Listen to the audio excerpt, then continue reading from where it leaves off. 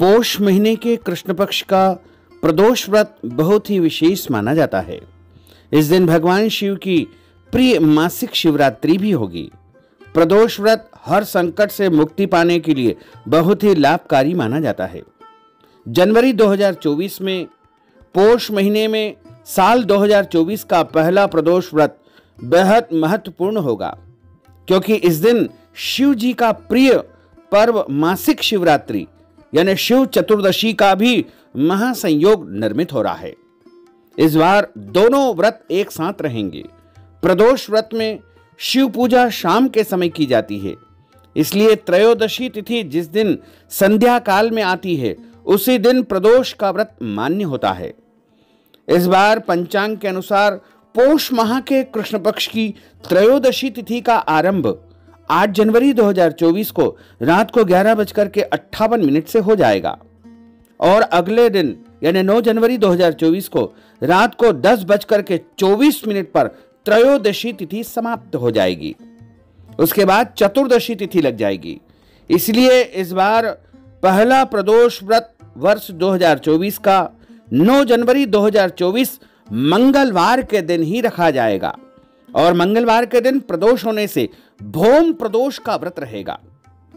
प्रभु भोले बाबा की पूजा के लिए, शिव पूजा के लिए इस दिन शाम को 5:01 से लेकर के रात को 8:24 तक प्रदोष काल का समय रहेगा।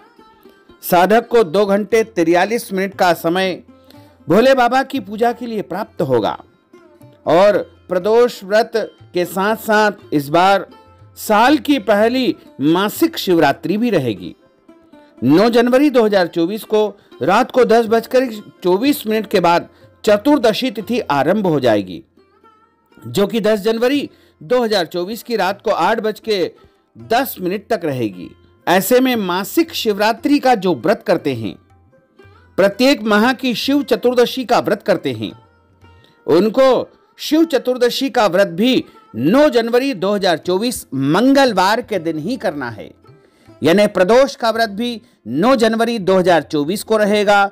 वहीं मासिक शिवरात्रि यानी शिव चतुर्दशी का जो व्रत है वो भी 9 जनवरी को रहेगा और त्रयोदशी का जो व्रत करते हैं उनको भी 9 जनवरी के दिन ही व्रत रखना चाहिए।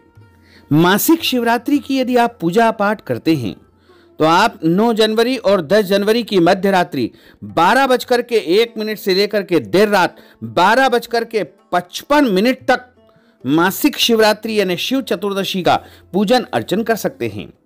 प्रदोष व्रत, शिवरात्रि का व्रत, मासिक शिवरात्रि का व्रत और त्रयोदशी का व्रत का जो संयोग बन रहा है वो पूर्व जन्म के पापों एवं कष्टों से मुक्ति पाने के लिए बहुत ही लाभदायी होता है। ऐसे में शिव पूजा करने वाले को 2 गुना लाभ प्राप्त होगा। वहीं यह भौम प्रदोष होगा जो स्वास्थ्य संबंधी समस्याओं और समृद्धि के लिए विशेष रूप से माना जाता है। भौम प्रदोष का व्रत करने से कर्ज से मुक्ति मिलती है। भौम प्रदोष का व्रत करने से व्यक्ति को स्थायी संपत्ति यानी भूमि भवन की प्राप्ति होती है और भौम प्रदोष का व्रत करने से व्यक्ति को लंबी आयु प्राप्त होती है, रोग समाप्त हो जाते हैं और उसके जीवन में कोई भी कष्ट हो, संकट हो, वो समाप्त हो जाते हैं।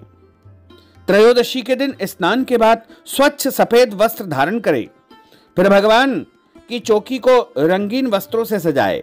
सबसे पहले उस चौकी पर भगवान गणेश जी की मूर्ति की स्थापना करें, फिर शिव पार्वती की मूर्ति रखें और विधि विधान से पूजा अर्चना करें। यदि आपके घर में शिवलिंग है तो उनकी स्थापना करके उनका पूजन अर्चन करें। भगवान को नैवेद्य अर्पित करके होम करें यानी हवन करें। इस दौरान ओम उमा सहित शिवाय नमः इस महामंत्र का 108 बार जाप करें तथा भौम प्रदोष की कथा का श्रवण करें और भोले बाबा की आरती उतारें। प्रदोष व्रत में प्रायः पूरे दिन आपको व्रत रखना होता है और शाम को पूजन करने के बाद आप व्रत खोल सकते हैं यानी भोजन कर सकते हैं। इसमें शाम को भोजन करने का विधान बताया गया है, लेकिन ध्यान रखें भोजन जो आप बनाएं वो शुद्ध और सात्विक होना चाहिए। भोजन बनाकर पहले भगवान को भोग लगाएं, यदि आप किसी कारणवश यात्रा में हैं, पूजन पाठ नहीं कर पाते हैं, आपातकालीन स्थिति में हैं, माताएं मासिक धर्म में हैं, पीरियड में हैं, तो ऐसे में वो मानसिक रूप से प्रभु का स्मरण करते हुए मानसिक पूजा भी यदि कर लेंगे तो भी उनको प्रदोष की या शिवरात्रि की पूजा का या त्रयोदशी की पूजा का संपूर्ण पुण्य फल प्राप्त होगा। भोम प्रदोष की जो कथा हमारे धर्म ग्रंथों में बताई गई है वो इस प्रकार है। एक नगर में एक वृद्धा रहती थी। उसका एक ही पुत्र था। वृद्धा की भगवान हनुमान जी पर गहरी आस्था थी। वह प्रत्येक मंगलवार को नियम पूर्वक व्रत रखकर हनुमान जी की आराधना करती थी। एक बार हनुमान जी ने उसकी श्रद्धा की, आस्था की परीक्षा लेने का विचार किया।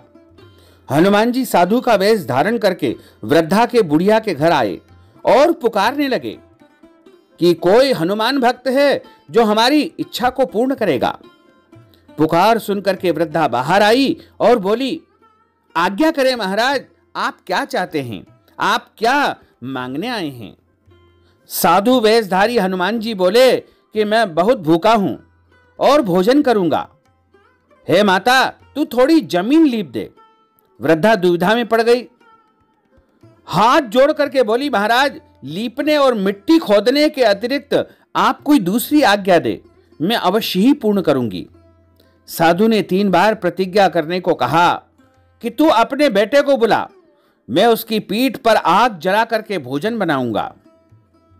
यह सुनकर के वृद्धा घबरा गई, परंतु वह प्रतिज्ञाबद्ध थी। उसने अपने पुत्र को बुला करके साधु के सुपुर्द कर दिया। साधु वेशधारी हनुमान जी ने वृद्धा के हाथों से ही उसके पुत्र के पेट को बल लिटवाया और उसकी पीठ पर आग जलवाई, यानी उसके बेटे को उल्टा लेटाया और उसके पीठ पर आग जलाई। आग जलाकर दुखी मन से वृद्धा अपने घर में चली गई। इधर भोजन बनाकर साधु ने वृद्धा को बुलाकर कहा कि तुम अपने पुत्र को पुकारो ताकि वह भी आकर के भोग लगा ले। इस पर वृद्धा बोली, उसका नाम लेकर मुझे और कष्ट न पहुंचाओ। लेकिन जब साधु महाराज नहीं माने तो वृद्धा ने अपने पुत्र को आवाज लगाई और अपने पुत्र को जीवित देख करके वृद्धा को बहुत आश्चर्य हुआ और वह साधु के चरणों में गिर पड़ी। हनुमान जी महाराज अपने वास्तविक रूप में प्रकट हुए और वृद्धा को भक्ति का भरपूर आशीर्वाद प्रदान किया तथा हनुमान जी ने कहा कि माता, तुम भोम प्रदोष का जो व्रत करती हो उसी का पुण्य प्रताप है कि तुम्हारे पुत्र को कुछ भी नहीं हुआ है। यह पुत्र चिरंजीवी रहेगा और तुम्हारे घर में सुख, शांति, समृद्धि सदैव बनी रहेगी। तुम्हारे घर में किसी भी प्रकार की कोई कमी नहीं आएगी। बोलिए हनुमान जी महाराज की जय, शंकर भगवान की जय। नमः पार्वती पते, हर हर महादेव हर। भक्तजनों, माताओं, बहनों, आप सभी से अनुरोध है कि हमारे इस ज्ञानवर्धक वीडियो को अधिक से अधिक लोगों को शेयर करिएगा, लाइक करिएगा, कमेंट करिएगा और यदि अभी तक आपने सब्सक्राइब नहीं किया है तो अभी और इसी समय सब्सक्राइब कर लीजिए ताकि इसी प्रकार की ज्ञानवर्धक वीडियो सबसे पहले आपको प्राप्त हो सके। आपको और आपके पूरे परिवार को सादर जय श्री कृष्ण, सादर धन्यवाद।